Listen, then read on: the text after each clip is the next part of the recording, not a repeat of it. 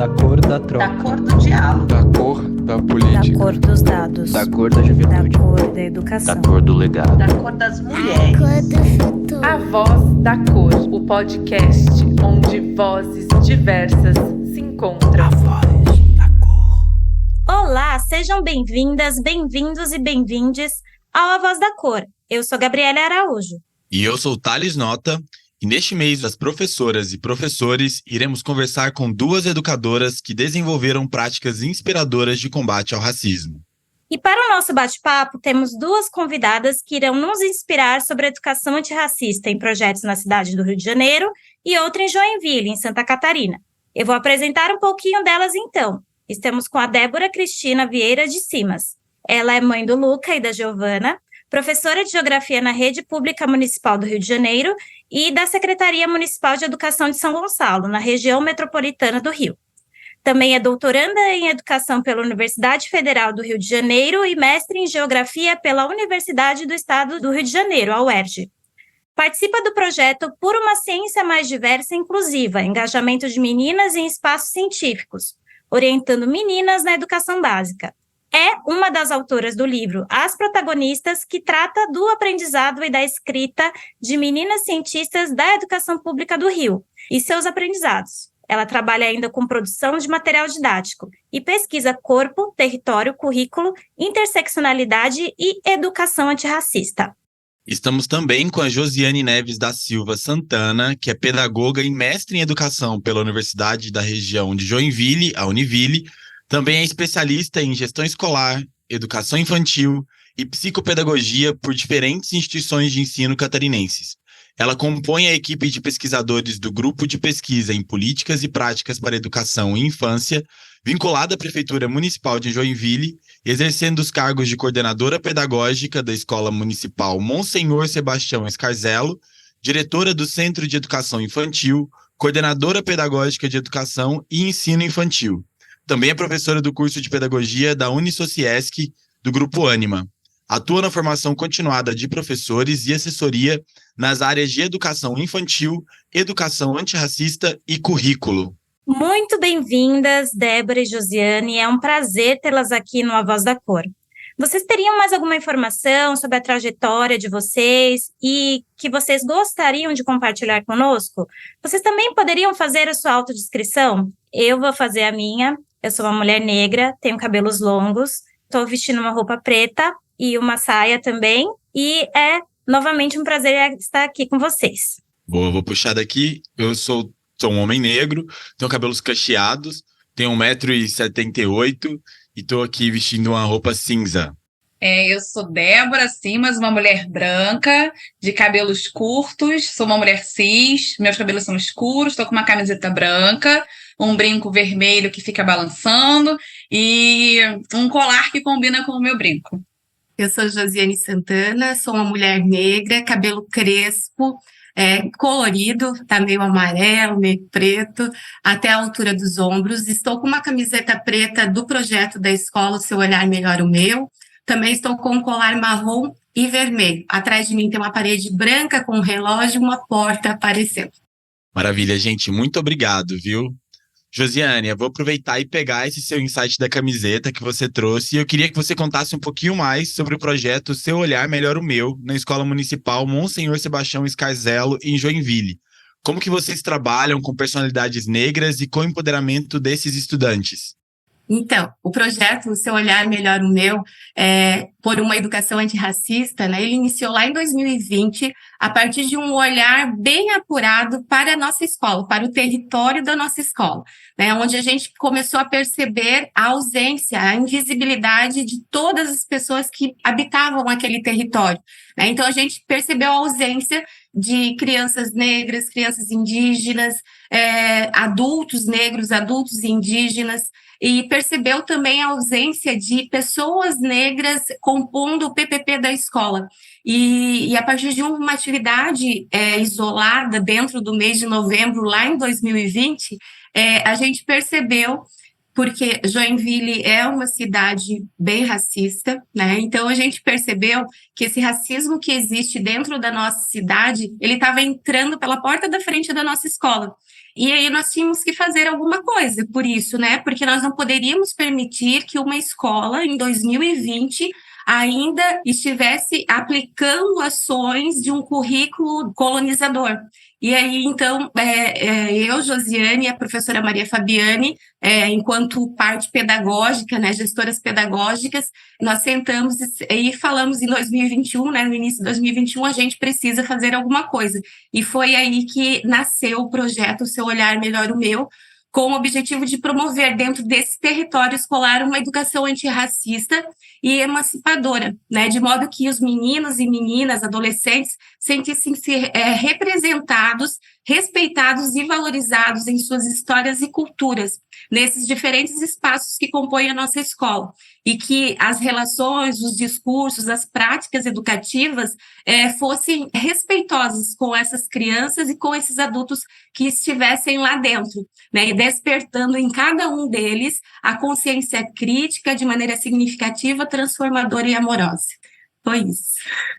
E como que tem sido a recepção desse projeto, Josi? Então, todos os anos a gente retorna ele, né? Porque como é uma escola pública, a gente tem bastante rodízio de professores, né? Professores que não são efetivados, então todo ano a gente precisa relembrar o projeto, né, para a equipe docente. Então, no início, teve um pouco de resistência dos professores, né? Mas a gente não precisa trabalhar um projeto antirracista, porque não existe o racismo, né? Aquele mito da democracia racial, e não existe, porque quanto mais a gente fala, mais o racismo vai estar dentro do nosso ambiente. Mas a gente disse que não, que existia, né? Até por conta dessa prática isolada que a gente fez e que os pais nos indicaram isso, né? Que tinha o racismo. Então, a gente começou a fazer o trabalho com formação dos professores, né? Apresentando para os professores a Lei 10.639, a Lei 11.645, e mostrando para essas professoras esses dados que nós tínhamos visto, que a nossa escola não acolhia todos de maneira verdadeira, né? E a nossa escola, além do projeto de educação antirracista, também é um polo bilíngue. Então, hoje nós temos 38 crianças surdas na nossa escola, e nós temos uma educação para essas crianças, né? Então, nós temos o ensino bilíngue dentro da nossa escola Libras. A nossa escola ela já tem uma característica de acolher todos os diferentes, vamos dizer assim, né? As minorias. Então, a gente começou a atrelar toda essa nossa educação inclusiva com uma inclusão social também.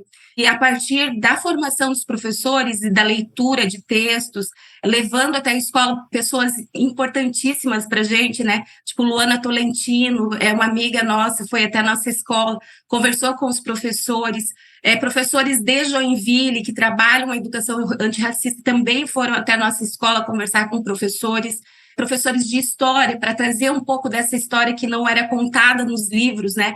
Foram conversar com os nossos professores, e a gente, a partir desse estudo, dessa formação dos professores, nós começamos a levar para as crianças personalidades negras do Brasil que tivessem alguma notoriedade dentro da arte, do cinema, dentro da história, dentro da literatura, dentro da arquitetura, dentro de geografia, né? Tipo Milton Santos.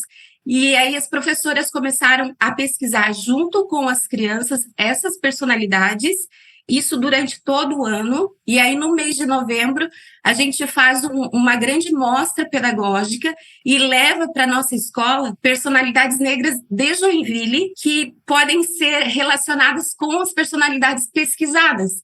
Então, por exemplo, se a gente leva um advogado, né, de renome nacional, aí a gente busca em Joinville um advogado negro que possa dialogar com as crianças e mostrar para elas, bem de perto, que as nossas crianças negras também podem ser advogadas, né? Que as nossas crianças negras também podem ser jornalistas, que as nossas crianças negras também podem ser publicitários, que as nossas crianças negras também podem ser artistas.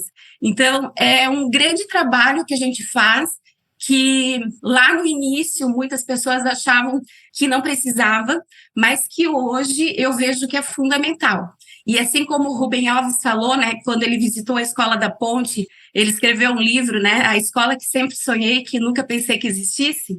Eu vejo isso hoje na nossa escola, né? A escola que eu sonhei para mim, enquanto criança, enquanto menina negra, que eu pensei que eu nunca fosse viver e que hoje eu consigo, junto com os meus pares, junto com a equipe diretiva, junto com a equipe pedagógica, possibilitar para os meninos e meninas essa escola que eu sempre sonhei e que nunca pensei que fosse existir.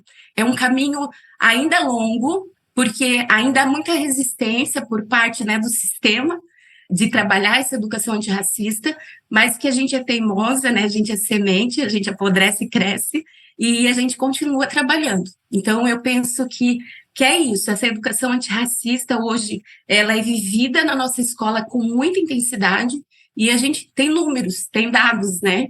De crianças pretas que estavam num lugar de subalternidade, de silenciamento, e que hoje elas estão emancipadas, e que hoje elas têm uma aprendizagem muito significativa, e que hoje elas andam de cabeça erguida dentro da escola, né? Isso é muito bom para mim, enquanto professora preta. Que incrível, Josi. Parabéns, viu? Parabéns. Ai, que linda a fala da Josi. Sim, você falou um pouco da questão da recepção das famílias, do interesse das famílias pelo projeto também. Você pode falar um pouco sobre tanto a recepção das famílias de crianças negras, né, quanto de crianças brancas, enfim, de todas as famílias do contexto escolar? Sim, eu vou começar a falar coisa boa, né? Tipo, de famílias que... A nossa escola, ela atende crianças desde 4 anos até 12 anos. Então, é uma escola que é até o 5º ano só, né? Então, as nossas crianças são pequenas. Lá em 2019, 2020, tinha muita questão, né, das crianças rirem do cabelo da outra criança, e aí a gente começou a fazer um trabalho com literatura, né? Então a gente trouxe muitos autores bons que falam sobre as questões de cabelo e levou para dentro da sala com as crianças. E eu vou contar de uma história que aconteceu com uma criança comigo, de uma menina que tinha 5 anos na época, e a amiga riu do cabelo dela.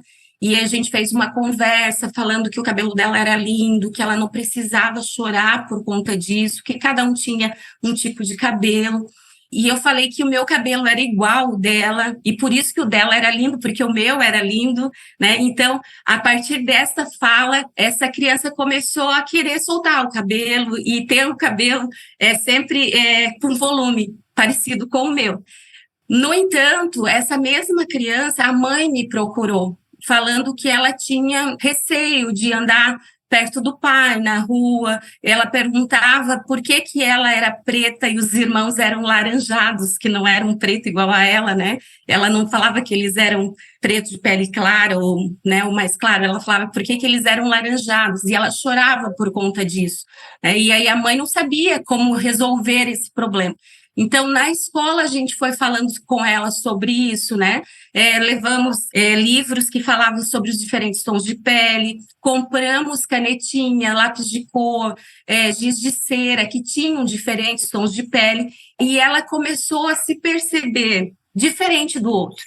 Ela começou a perceber que ela era realmente diferente das outras crianças, mas nem que por isso ela era menor do que as outras crianças. E ela começou a gostar do que ela via, né? Ela começou a gostar de se ver no espelho. E lá no final do ano de 2020, a mãe veio falar para mim, a mãe até chorou, ela veio falar para mim que eles estavam jantando, e aí ela falou assim: mãe, porque eu sou uma menina preta, e sou uma menina preta muito linda. E aí a mãe veio para a escola para falar isso para mim. Então, é algo que é muito sutil trabalhar com a educação antirracista, porque a gente trabalha com a subjetividade de cada criança.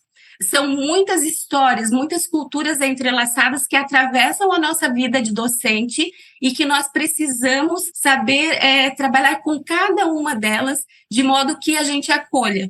Então, hoje, essa menina, ela está já no 2º ano do fundamental, e todos os dias eu sou abraçada por ela.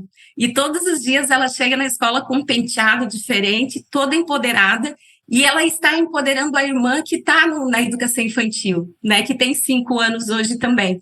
Então, ela não só se apropriou dessa educação que respeita ela enquanto menina negra, mas ela também está reproduzindo essa educação para a casa dela, para a irmã dela, para os irmãos dela, e isso é muito potente. Temos ainda, infelizmente, né, algumas situações de famílias brancas que acham que não precisa ser trabalhada a educação antirracista e que questionam, principalmente, né, quando no mês de novembro a gente faz essa grande mostra pedagógica e essa grande exposição das pessoas pretas, que são muito importantes para a gente.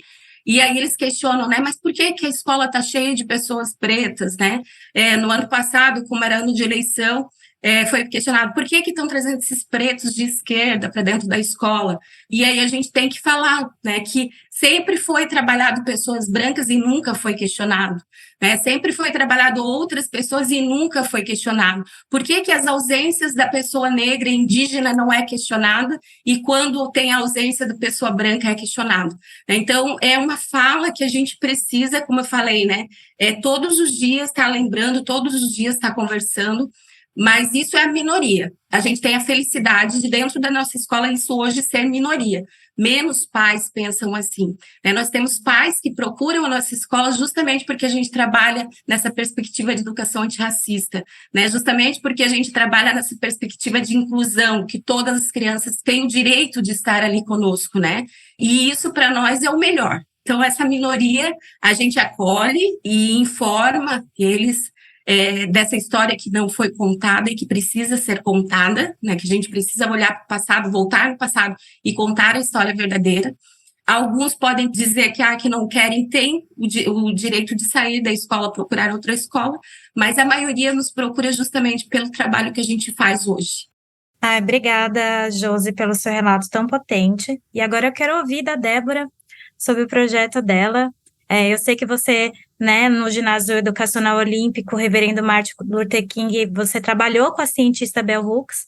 Queria ouvir mais um pouco sobre como foi o seu projeto e como é que foi falar sobre mulheres negras cientistas e o empoderamento feminino. Então, primeiro eu queria dizer que, assim, eu estou muito emocionada com a fala da Josi, é muito enriquecedor ouvir uma coisa, e dividir hoje, assim, essa fala no podcast com a Josi, é muito importante. Me lembra uma frase da Carolina Maria de Jesus, que eu gosto muito, que é assim, comigo o mundo vai modificar, não gosto do mundo como ele é. E acho que quando a gente escolhe ser uma educadora antirracista, uma educadora feminista, interseccional, a gente assume um pouco da Carolina, né? E eu vi a Josi falando, me lembra muito isso, né? De pensar em como a gente faz. Então, assim, o projeto aqui, ele nasce pensando na defesa da inclusão. Então, por quê? Por dados muito simples, né? Então, nós somos 51%, um pouquinho mais na população brasileira, né? As mulheres são um pouco mais da metade, mas nós só somos 40% da comunidade científica. E se você joga esses dados para o mundo, cai para 30%. Então, assim, nós queremos a inclusão, já começa daí. Então, como uma mulher periférica de São Gonçalo e tudo mais, isso para mim é uma coisa muito importante. Então, assim, a ideia de trazer um projeto que trabalhe com essa proposta é justamente assim, a consolidação da carreira, no mundo do trabalho, do reconhecimento, é a gente garantir que há perspectiva de crescimento, é pleitear a igualdade de cargos, de salários.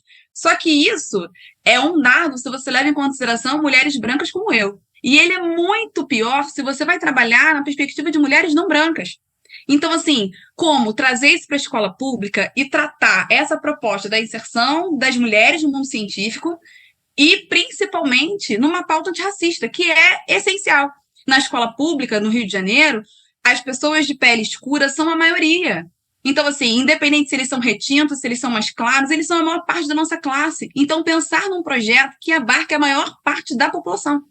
A Unesco diz que até 2050, 75% dos empregos vão estar na área de ciência, tecnologia, matemática, engenharia, horas. Então, já partindo disso, a gente já está pré-excluído nesse mundo todo. Então, assim, como vamos fazer diferente? Então, a gente não pode deixar isso acontecer. Assim, esse projeto nasce justamente de vamos valorizar mulheres, de preferência mulheres negras, que tragam a pauta das ciências, que defendam o feminismo, e que a gente mostre, assim, embora em vários momentos da história elas tenham sido invisibilizadas por milhares de coisas, né? a invisibilidade das pessoas que produziram conhecimento por várias questões, então vamos dar visibilidade, vamos começar pelo básico. E lá, as crianças que são abarcadas são do segundo segmento, principalmente do 8º ano, porque a ideia era passar do 8º para o 9º ano e que elas pudessem ter uma perspectiva para o ensino médio. Né, onde procurar escolas que elas tenham um desenvolvimento melhor ou que elas consigam pleitear melhores vagas para poder disputar melhor no futuro. Então, assim, no projeto, né, uma ciência mais diversa, inclusiva, engajamento de meninas em espaços científicos, traz essa pauta. E a Bel, gente, a Bel é necessária. A Bel, ela é fundamental para qualquer pessoa. A Bel tem uma fala simples. A Bel, ela explica as coisas mais complexas que a gente pode imaginar, as dores mais profundas, de uma maneira que qualquer pessoa possa entender. Então, a ideia era pegar uma autora acessível, uma grande educadora, e que também se baseia nos princípios de Paulo Freire, que nos ajuda a entender como essa complexidade, né, do Brasil, nesse Brasil que é ainda tão difícil, tantas coisas, como que a gente pode mostrar para as nossas crianças que elas, sim, elas têm formas, jeitos de pensar e de ocupar outros espaços. Elas devem reivindicar outros lugares. Então, assim, para educar é muito importante a gente ouvir o que essas meninas trazem de anseios, ouvir o que elas gostariam de saber. Então, assim, foi muito engraçado, porque o projeto começa na escola, nesse momento da Covid, né? Estamos passando por uma pandemia, e, assim, logo de cara, a Covid, ela é descoberta por uma mulher, uma cientista mulher, e depois, no Brasil, a vacina é desenvolvida por uma mulher e uma mulher preta. Cara, isso é muito potente. Porque a gente vai mostrando que, assim, olha, tem coisa dessa para vocês. Então, elas começaram a se sentir muito orgulhosas de serem meninas, muito orgulhosos de estarem na escola pública, e assim, o encantamento, o brilho nos olhos ao entrar em cada um dos espaços, a fazer uma leitura, né? Porque o projeto ele se dividia em várias etapas. Então a gente tinha um momento de estudo, sentar, vamos ler, leituras conjuntas, né? Não dá para você querer começar uma leitura, por mais que a Bel seja acessível, ainda é uma pesquisadora, ainda é um livro que não foi escrito especialmente para crianças e adolescentes. Então, assim, sentar, ler junto, marcar o texto, procurar uma frase que a gente não sabe. Então tá. Então agora isso aqui vai se transformar numa organização de alguma coisa para a escola, um cartaz, uma divulgação. Então agora nós vamos para um lugar. Que lugar que a gente pode ir para tentar falar sobre isso? Então, assim, é um projeto de muitas etapas, com a qual eu tenho muito carinho, assim, de ver a transformação dessas crianças na escola pública, no Rio de Janeiro, em que elas se sentem hoje, de fato, cientistas muito potentes. E essa produção, não só a sua, mas de outras escolas, ela acabou virando uma publicação, né? Um livro digital. Você pode falar um pouquinho sobre como é, não só na sua escola, mas esse projeto em outros locais, em outras unidades de ensino, Débora? O projeto, ele ficou tão maior do que a gente, que ele se transformou num livro, né? Então, quem são as instituições, né? Quem são os nossos parceiros? Então, além da Secretaria Municipal de Educação, a coordenação geral do projeto, ela vem da Fiocruz e da UFRJ, em que são grandes instituições científicas do nosso país. E aí são mais outras escolas básicas, como o Cefet do Rio de Janeiro, como o CAP da UFRJ, como o Reverendo Martin Luther King e o Olimpíadas 2016 na Maré. Então, assim, nós temos várias escolas da educação básica em níveis diferentes, conversando sobre isso. E aí, nas nossas reuniões, as meninas falavam muitas vezes assim, poxa, mas a gente devia contar isso para mais gente. Poxa, se eu soubesse disso antes. Então, essas falas eram muito recorrentes. E aí, na reunião nossa, nós começamos a pensar, cara, como que a gente pode produzir isso? Como que a gente pode fazer isso chegar para mais pessoas? E aí, nós começamos a elaborar, e assim, é isso, é ouvir, né? A escutativa foi muito importante. Ouvir para ver quais eram as demandas das crianças. E a demanda era distribuir o material. Então, como podemos distribuir o material? Vamos fazer um livro. Será que a gente consegue um financiamento? E aí nós conseguimos um financiamento da FAPERJ para fazer esse livro. E ele é um livro digital, nós tivemos uma tiragem de 100 unidades físicas. Então, assim, é pouco ainda, né, para o que a gente quer, mas nós gostaríamos de levar para as escolas. E aí, a tiragem digital em que a gente pode distribuir para todo mundo. Depois eu vou deixar o link para vocês, para quem puder acessar, tiver vontade de ver. E aí, assim, as minhas meninas foram responsáveis pelo capítulo que fala justamente da Bell Hooks. E como elas aprenderam com a Bel? E inicialmente era isso, né? A leitura não é tão fácil assim, porque eu sou uma menina da educação fundamental 2, né? Como é que elas falam assim, olha, então eu vou fazer mais fácil ainda. Eu vou pegar o que eu aprendi para a Bel e vou criar 10 lições para meninas pequenas. Então é uma lição pequenininha que elas desenrolam um pouquinho por mais 1 ou 2 parágrafos, mas que assim a mensagem já está tirada no título. Ou seja, de acordo com a capacidade de cognição de cada etapa da vida e do conhecimento, é possível que outras meninas entendam quais são as lições. tem algumas lições que são muito importantes. Todas são importantes, né? Mas algumas, assim, que mexeram muito comigo. Como a primeira delas, que é assim, ser feminista é lutar pela sua existência. Então, elas começaram a pensar, por exemplo, da questão da violência de gênero, de sexualidade, de cor, de cultura. A segunda, por exemplo, todos podem e devem apoiar o feminismo, para mostrar que, assim, feminismo não é só uma coisa de meninas, né? Dizer que é feminista, você não está contra ninguém, você está garantindo a existência de meninos e mulheres. Você pode ser feminista onde você estiver. Então, assim, você pode buscar nos diversos espaços, né, se colocar, se impor, usar suas falas da melhor maneira que você possa caracterizar. Então, assim, não é não. Então, as lições, elas são muito claras e diretas para que, assim, de cara, uma criança possa entender de jeito fácil e elas contam essas lições. E o mais legal é que, assim, mais uma vez, o livro ainda extrapolou o que a gente estava esperando. Com o lançamento do livro e o sucesso, nós fomos convidados pela Gerência de Educação Integral e a GERE, que é a Gerência Éticos Raciais aqui da Prefeitura do Rio, a lançar o livro no estande da Bienal. Então, vocês imaginam meninas da educação básica entrando na Bienal como palestrantes. Então, assim, é muito maior, inclusive, do que eu pensei, né? Do que nós pensamos enquanto projeto. E a gente percebe, então, que não há um limite para sonhar. Que essas crianças, que esses adolescentes, eles são capazes de muito mais. Então, assim, estar numa Bienal, entrar na Bienal, ter uma mesa, um acesso, onde as pessoas vão ouvir o que você está criando, é muito importante. E, assim, nessa mesa, nesse stand, é muito importante que a gente está pautando, então, uma epistemologia diferente, uma epistemologia do sul global, que não é classista, que não é racista, que não é homofóbica, que não é preconceituosa, que não é colonial. Então, assim, nós já sabemos o que nós queremos. E ouvir esse público, ouvir as nossas crianças, como a Josi falou, né, da aluna dela que ela acolheu, abraçou, é importante, porque é assim que a gente dialoga com a nossa ancestralidade. De povos que vieram para o Brasil, como a diáspora africana, os originários da América, ou as mulheres, intercruzar tudo isso que a gente tem para entender, de fato, quais são as nossas raízes. O que a gente tem de mais básico. E aí, tem um filósofo que eu gosto muito, que é o Fábio Borges do Rosário, que ele fala assim, em nome da justiça, é preciso pensar numa escola que está por vir. É preciso buscar outras referências. Então, quando elas vão buscar referências de mulheres, quando elas vão buscar referências de pessoas pretas, quando elas vão descobrindo isso, quando a gente também vai descobrindo isso é fundamental.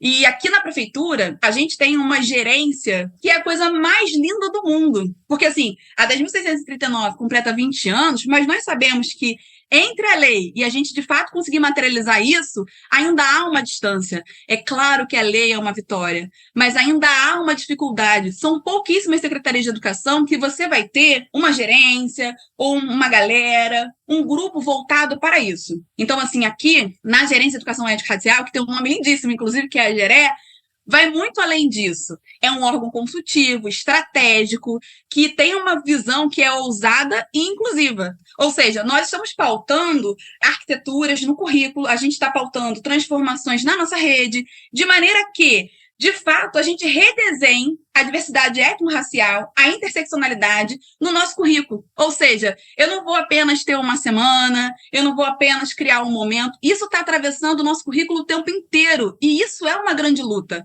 Garantir que essas meninas apresentem... Gente, apresentar um livro na Bienal, eu nunca nem imaginei. Porque eu não sou autora de livro. Eu escrevo artigo científico, eu escrevo uma série de estudos, mas nunca pensei que eu estaria junto com outras meninas, com outras mulheres, apresentando um livro num espaço, gente, que me foi dado pela Secretaria Municipal de Educação que eu trabalho. É uma gerência que vem pensando de maneira muito bonita a importância que essas pessoas sejam ouvidas, que trabalhe justamente a questão do pertencimento. Eu sou dessa rede, esse livro é meu, isso aqui mostra a nossa cara, isso aqui é o nosso projeto. Então, assim, isso mexe com nossa questão mais íntima, né? É garantir que nós temos estímulo suficiente para dizer assim, nós somos capazes. No ano, né, como 2023, que a gente está completando 20 anos da 10.639 e 15 anos da 11.645, cara, isso é muito importante. É muito importante para garantir que a gente tem mais espaços de luta e transformar as faltas que a gente tem, as dores que a gente tem, em luta. Porque, pensando assim, né, como eu sou uma mulher branca, então quando eu nasci, a perspectiva de vida que a minha mãe tem para mim é de mais de 70 anos. E agora, se você é uma mãe que nasce com um filho, por exemplo, negro, favelado, cara, todos os dias, o medo de voltar, se vai voltar para casa, né? Como é o caso da Maré, nós tivemos na última semana 6 dias de operação, as crianças sem direito a ir à aula, eu trabalhei durante 2 anos na Maré. Então, assim, a gente vive aquilo ali, a gente sabe como é que é aquilo ali. Você pensa se essa criança, então, é uma criança trans, que nasce uma perspectiva de 70 anos e que, à medida que ela se entende dessa forma, a perspectiva de vida cai para 35. Então, assim, nós falamos e nós estamos num momento muito importante para garantir que nós estamos fazendo uma proposta de vida. A gente não está aqui para falar de coisa ruim. A gente está aqui para tirar das nossas dores, do nosso luto, novas formas de ver e defender no currículo a vida dessas pessoas, dessas crianças que a gente trabalha. Obrigado, Débora. Gente, assim, obrigado às duas. Na verdade, o episódio tá na metade, mas a gente já tá tão, assim, emocionado e contemplado com tudo que vocês estão trazendo, que vai ser muito especial mesmo isso aqui. Bom, vocês devem ter ouvido muito esses números aí, né, que a Débora falou, que a Josi falou 10 mil não sei o quê, 11 mil não sei o quê. Vamos falar um pouquinho mais sobre elas, né? A Lei 10.639, que obriga o ensino de história da cultura afro-brasileira e africana, ela tem como um dos objetivos resgatar a contribuição do povo negro nas áreas social, econômica e política pertinentes à história do Brasil. A lei completa esse ano 20 anos, porém ela encontra dificuldades para ser cumprida como deveria, e está longe de ser a realidade e enfrenta uma série de desafios para ser colocada em prática, que as nossas convidadas aqui falaram um pouco. Os projetos que vocês realizam ajudam na valorização da diversidade e no reconhecimento da contribuição do povo negro na nossa sociedade. Ou seja, vocês são exemplos práticos da implementação dessa lei. E agora eu quero, então, pedir a ajuda de vocês para que a gente consiga inspirar e ajudar outros, que é como a gente consegue expandir essas iniciativas, então. Como que vocês conseguiram colocar em prática? O que vocês acharam que foi importante para usar essa abertura que existe pela lei, para de fato a gente conseguir colocar algo na escola, dentro da sala de aula? Que boas práticas vocês podem compartilhar com quem está ouvindo e que às vezes tem essa dificuldade ou quer replicar esse conteúdo ou até mesmo quer provocar a sua escola para implementar esses conteúdos focados na Lei 10.639? Vou começar, então. Só primeiro, né, falar que a fala da Débora também mexe muito com a gente e que realmente no ano passado eu tive o prazer de conhecer o pessoal da Gereb do Rio, a Joana, o Ricardo, e a gente aquece o coração e quer trazer eles junto, né, porque não são todas as gerências de ensino, de educação municipal, estadual, que têm essa visão, né, e esse olhar, até porque é uma gerência preta, e isso faz toda a diferença, né?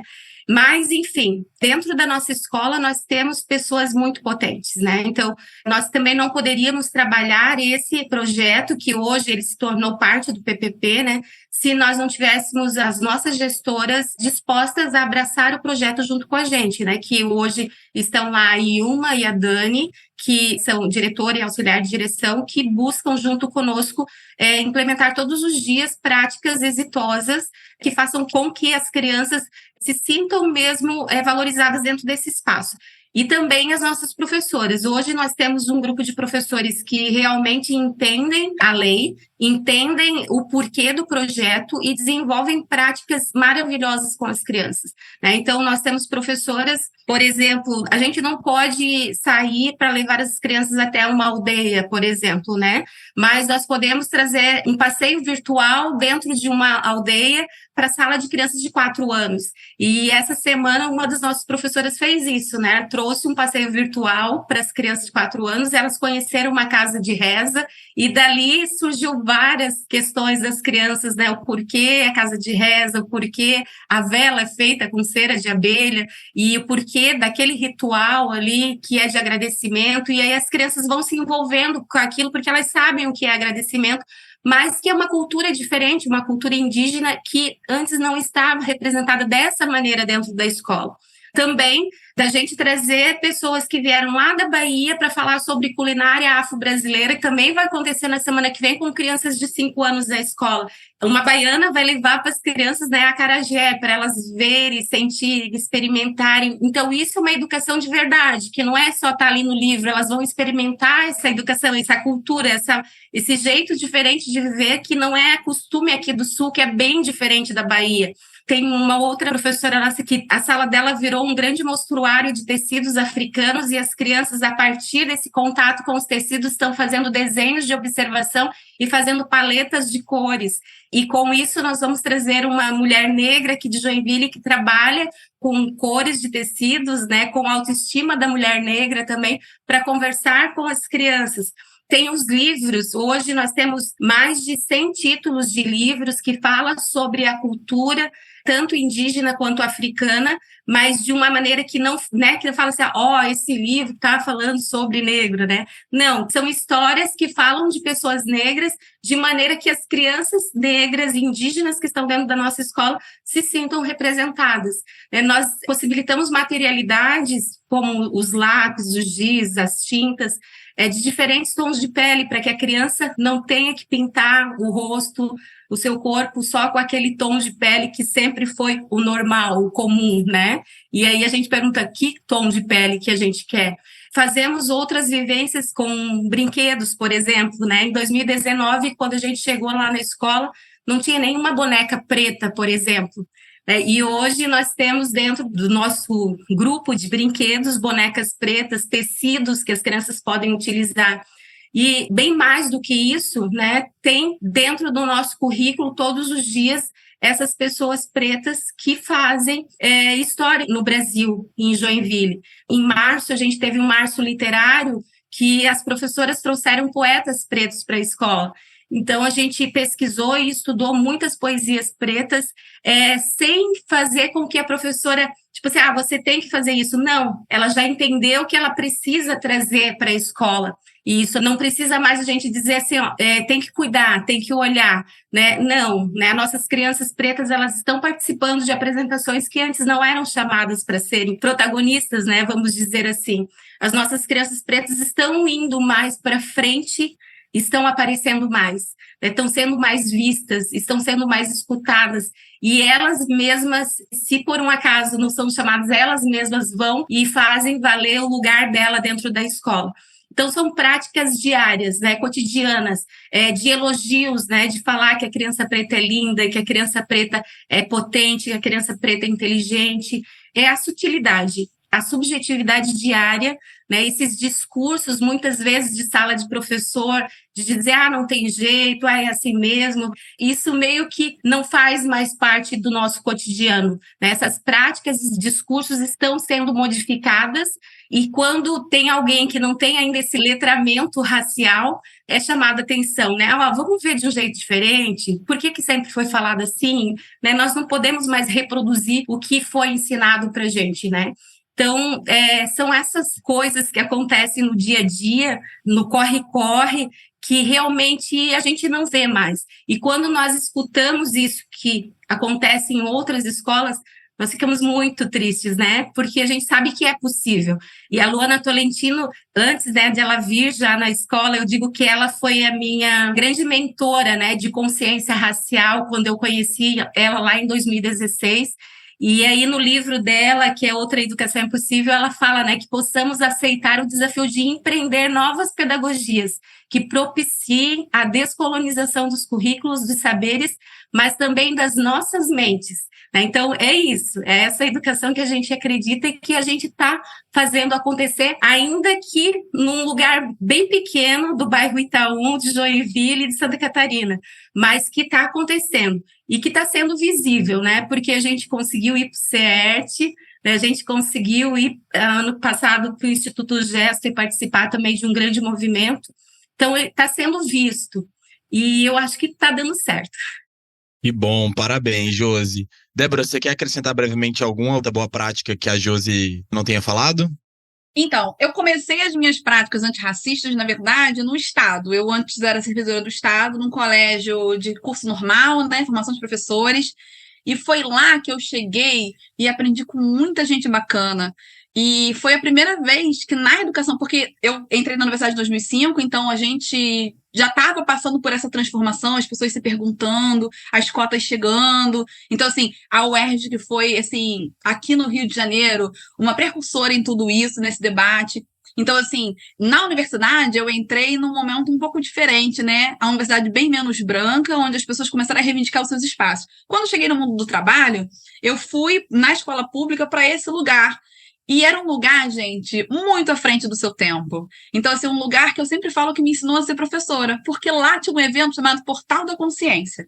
E o Portal da Consciência nada mais é do que ter, durante o atravessamento do seu currículo, do seu ano letivo, pela 10.639.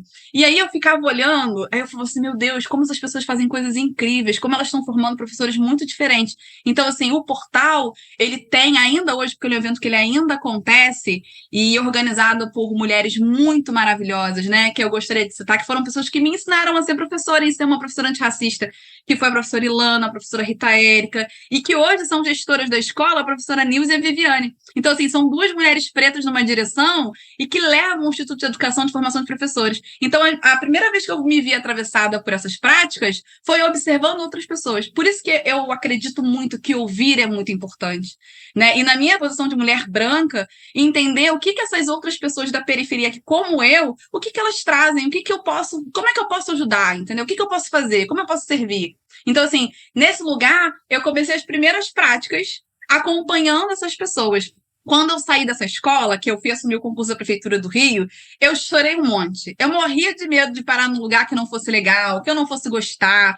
Porque eu era tão feliz nesse lugar, onde você tinha uma educação antirracista ativa, uma comunidade extremamente ativa, em que a gente tinha um montão de gente super felizes com os seus cabelos, com os seus cortes, com os seus turbantes. E isso há muito tempo atrás. Então, assim, era um lugar diferente, era um outro ambiente, onde as pessoas eram muito felizes por ser quem eram. Falei, ai, meu Deus, vou fazer o quê na Prefeitura do Rio? Será que vai dar certo? E aí, a minha primeira experiência é numa escola da Maré. E eu sempre falo que não tem como trabalhar na Maré e não ser transformado e levado por ela. Então, assim, a Maré leva a gente. Chegando lá, eu vou para uma escola que é muito importante, que é muito potente, que tem uma série de atores participando. E aí eu começo a pensar assim, falei, cara, o que eu posso fazer por essas crianças? Como que eu posso me inserir nisso aqui? E aí eu achei que era muito interessante, já que é uma coisa que eu gosto de fazer, era essa coisa da escrita científica. Então, ensinar as meninas a escrever, a montar murais em que elas coloquem os dados, trazer visibilidade para esses números que falam dessas populações. E, além disso, a gente tinha uma série de outras atuações. Oficina de Abaiomin, que são as meninas pretas que eram levadas pela professora Milena e pela professora Marina, de capoeira pelo professor Lucas. E aí eu conheço a Geré. Falei, ah, meu Deus, agora é melhor ainda. A Geré traz pra gente, né, de algumas maneiras, inclusive organizado. A gente tem jornadas para falar sobre isso, de como a gente pode atuar. E aí, assim, a minha experiência na Maré foi incrível. Porque era isso. E aí eu pensei assim, cara, como é que eu posso ajudar? E aí, pensando nisso, eu criei uma disciplina eletiva chamada Laboratório do Silêncio. E qual era a ideia? Era que pra gente ouvir, a gente precisa silenciar. A gente precisa ouvir, fazer silêncio, ficar quietinho, fechar os olhos, ver aquilo que tá passando na nossa cabeça. Quais são as nossas questões? O que nos aflige? Porque é isso, como a Josi fala, é muita subjetividade. Quais são os medos dessas pessoas? O que elas têm para trazer? O que elas gostariam de dizer? Então, assim, nesse lugar, a gente começa a falar sobre quais são as demandas. E aí, quando eu recebo o convite para ir para o GEOMoleque, né, o Ginásio Educacional Olímpico, eu chego numa escola com o nome de Luther King. Então, assim, não há como você entrar num lugar com um nome potente como esse, de um cara que sonhou o tempo todo de que essas crianças fossem para a escola, que elas pudessem estar em lugares iguais. Então, assim, quando eu chego lá e trago o projeto, é muito importante que, assim, até na seleção das meninas que vão estar no projeto, porque, assim, por que há uma seleção? Porque algumas dessas meninas, inclusive, são contempladas com bolsas de pré-iniciação científica. É uma coisa diferente, né? Infelizmente, não tem bolsa para todo mundo. A gente precisa começar a escolher. Então, assim, a gente faz as entrevistas, vê quem está interessado. E qual é o critério? O critério não é as maiores notas. O critério não é a melhor aluna numa determinada disciplina. O critério, gente, é quem mostra que gosta de fazer aquilo ali. Porque as oportunidades não são iguais. Então, eu não posso chegar e esperar que o diploma, que o currículo de uma menina que estava lá na Maré, que perdeu 6 dias de aula, por exemplo, que ela vai ter a mesma quantidade de aula que uma outra menina que está fora, que está no asfalto. Tudo isso é preciso ser levado em consideração. Então, quando a gente cria uma política pública, quando a gente tenta fomentar uma política pública, quando a gente tenta distribuir essas coisas, a gente precisa levar em consideração. Então, assim, eu acho que a principal mensagem é ouvir. Ouça o que seus alunos precisam. Para a gente pegar a nossa prática, ler teoria, e aí, assim, ó, muita bell hooks para os professores, muita bell hooks para os nossos alunos. E aí, a gente, a partir dessas teorias, criar novas práticas. Ou seja, eu tenho uma prática, eu vou ouvir o que a galera está dizendo, para eu transformar as minhas práticas, para que elas levem em consideração aquilo que o público da escola pública está precisando, para que eles cheguem às melhores escolas, às melhores universidades, para que eles, de fato, consigam ocupar os espaços que eles merecem. Então, assim, eu acredito que a melhor maneira que um professor tem de atuar é ouvir os seus próprios alunos. Ai, Débora, Josi, muito, muito obrigada pelas trocas, pelo ensinamento. Eu, como educadora também, eu já fui professora de ensino médio, assim, se eu tivesse conhecido vocês antes, para a gente trocar, e eu espero que quando eu estiver em sala de aula de novo, a gente possa trocar para potencializar e aumentar essa rede de educadoras e educadoras que estão combatendo o racismo, né? Eu vou falar agora também sobre a valorização do trabalho do professor, né? Vocês falaram de todas essas inspirações de professoras e professores que passaram durante a trajetória de vocês, e tem uma série de premiações que promovem e reconhecem iniciativas que buscam uma sociedade mais justa, como as tradicionais Educador Nota 10, como agora acontece o Prêmio LED, né? Luz na Educação, mas também há prêmios que valorizam o combate ao racismo e a diversidade étnico-racial. E uma delas é o Prêmio Educar para a Equidade Racial e de Gênero, promovido pelo Centro de Estudos das Relações de Trabalho e Desigualdades, o CET. Josi, a escola de vocês já foi uma das finalistas, né, com o projeto. E você, Débora? Eu queria ouvir da Josi e depois da Débora, se ela já participou de alguma premiação, né? O que vocês acham dessas iniciativas? Então, no ano passado, a Luana Tolentino foi até a nossa escola para fazer uma fala com as crianças e com os professores também. E ela conheceu o nosso projeto, leu o projeto, viu, né, em loco como que acontecia e se emocionou realmente com tudo que ela viu. A partir dali, ela fez um artigo para a Carta Capital, e ele teve visibilidade nacional, vamos dizer assim, nosso projeto, né? E ela falou assim, Josi, por que vocês não inscrevem o projeto no prêmio do CERT? E a gente pensava assim, nossa, mas nosso projeto ele é tão pequeno, né? Nós tínhamos essa ideia, né?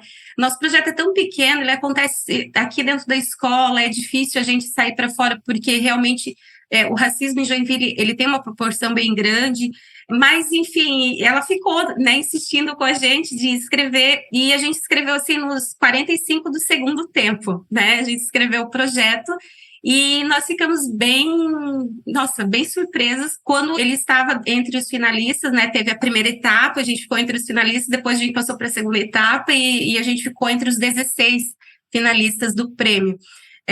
Nós fomos até São Paulo, conhecemos Cida Bento, em Rocco, a Petronilha, o Munanga, então pessoas que nos inspiravam todos os dias o nosso fazer, e realmente foi algo incrível, assim, porque a gente se sentia criança vendo, né, o super-herói favorita.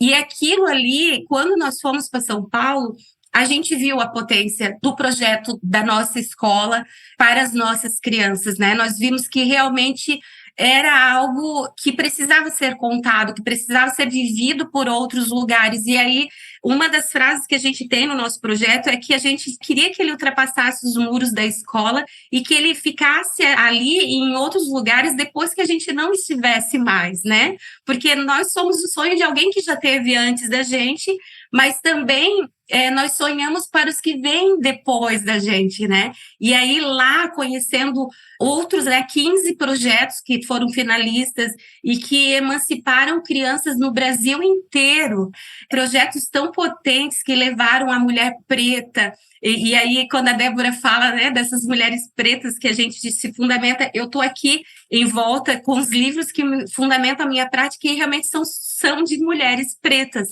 porque elas precisam sair das páginas dos livros e invadirem as nossas escolas. Então, lá eu comecei a perceber a potência do nosso projeto. Aí a gente volta para Joinville e daí, de repente, vem o Instituto Gesto até a nossa escola também, e convida nós para participar de um evento para compartilhar a prática para outros 8 estados, né, do Brasil. E mais uma vez a gente vê a importância do projeto.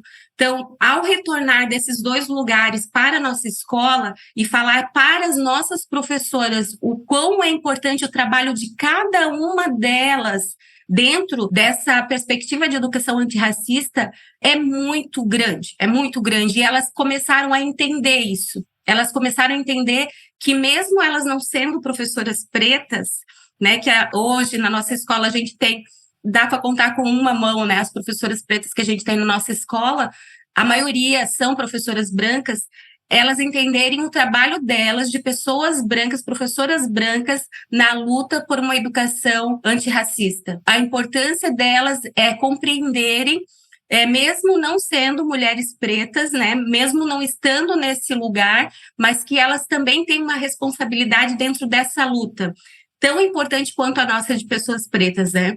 E aí elas começaram a perceber isso, sabe?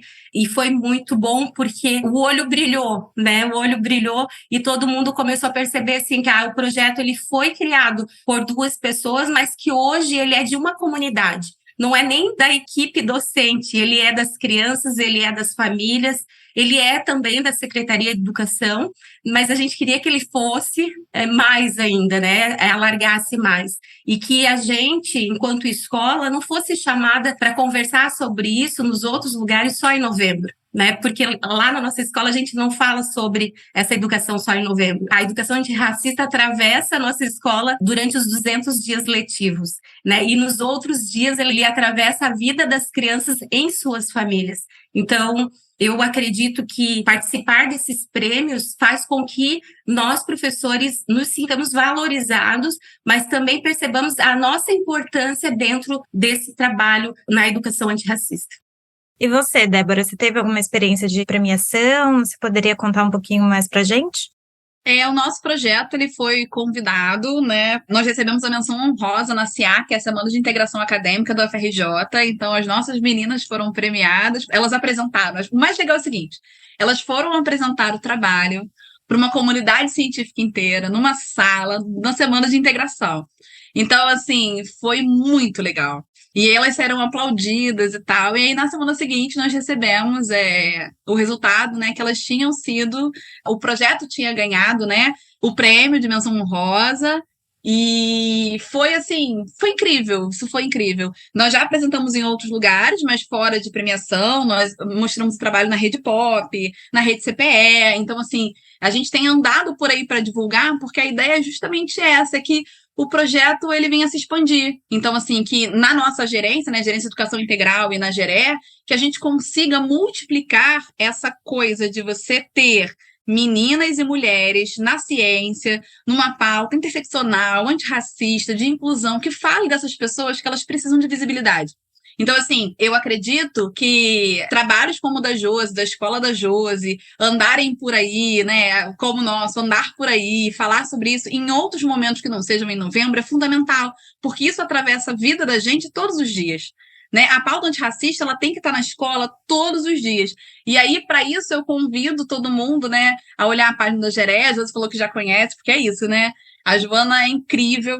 Então, pensar justamente assim, na GERE a gente tem uma série de materiais que podem ser utilizados, que devem ser multiplicados, e que, assim, ajuda a gente a organizar os nossos trabalhos. E que mais trabalhos como esse sejam convidados a serem vistos, eles recebam outras premiações, porque é exatamente isso. As pessoas que estão engajadas, trabalhando, arquitetando, pensando novas ligações, entrepusando histórias, elas merecem ser vistas e ouvidas, para que aquela pessoa que está lá longe, né, fala assim, é possível fazer esse trabalho aqui também. Não, eu posso começar conversando com essa mãe, eu posso conversar com essa criança, eu posso acolher isso aqui. Então, assim, multiplicar esses materiais, dar acesso às pessoas é fundamental, porque só cada um vai saber como melhor implementar essas práticas na sua escola, né, no seu cotidiano escolar. Mas, assim, todas são fundamentais. Ouvir, ver, saber que isso está acontecendo é fundamental para a transformação da nossa sociedade. É pensar assim, a gente não vai mudar o mundo todo, a gente não vai mudar a sociedade inteira, mas a gente pode mudar uma pessoa. Paulo Freire sempre falava isso, né? A gente educa as pessoas, e são as pessoas que mudam o mundo. né? Então, assim, a gente vai todos os dias, na nossa prática, na nossa fala, na nossa atuação, modificar o que estamos fazendo e propor coisas diferentes. Mas a partir do quê? A partir da escuta. Então, assim, escute o que a galera está precisando, escute o que os seus alunos têm de anseios, como você pode ajudar, e aí procurar em outras bases, né? Em lugares que já estão trabalhando sobre isso, já estão fabricando coisas, já estão montando coisas, como que aquilo ali pode servir. E eu acho que isso é muito importante. Então, assim, para além da gente apresentar um trabalho da Bienal, ou a gente mostrar uma fala numa comunidade científica da SIAC, é que essas ações, elas cheguem em cada escola, em cada canto desse país, para que meninas e mulheres, para que outras crianças, para que todo mundo entenda a importância de ser antirracista, não fascista, não homofóbico. A gente precisa multiplicar essas falas e a gente precisa atingir, né? Mostrar que, assim, vamos transformar só uma pessoa, só duas, só três, só uma sala de aula, só uma escola, porque é assim que a gente vai transformar o mundo. Total, Débora e Josiane, muitíssimo obrigado. Hoje a gente sai daqui emocionado e reenergizado, né, Gabi? Com essas falas tão potentes e necessárias que vocês presentearam a gente hoje. E eu me lembrei muito, assim, a gente, ao longo dessa nossa conversa, daquela fala do nosso grande Nelson Mandela, né? Que ninguém nasce odiando outra pessoa pela cor de sua pele, por sua origem ou ainda por sua religião. Para odiar, as pessoas precisam aprender. E se podem aprender a odiar, elas podem ser ensinadas a amar. Débora e Josiane, muito obrigado por mostrar que é possível ensinar crianças negras a se amarem e serem amadas, principalmente. Esse episódio do podcast A Voz da Cor fica por aqui. O roteiro foi elaborado pela Juliana Ribeiro, com supervisão minha e da Gabriela Araújo. A edição é da Maísa Geraldelo Barbosa e da Toro Áudio. E a apresentação foi minha, Thales Nota, e da brilhantíssima parceira Gabi. Antes de encerrar, deixo o convite para vocês acessarem o link do livro da Débora, que está aqui na descrição do nosso episódio, e também aproveitar e ouvir todos os outros episódios do Da Cor aqui no Spotify. Até o próximo episódio. Tchau, tchau!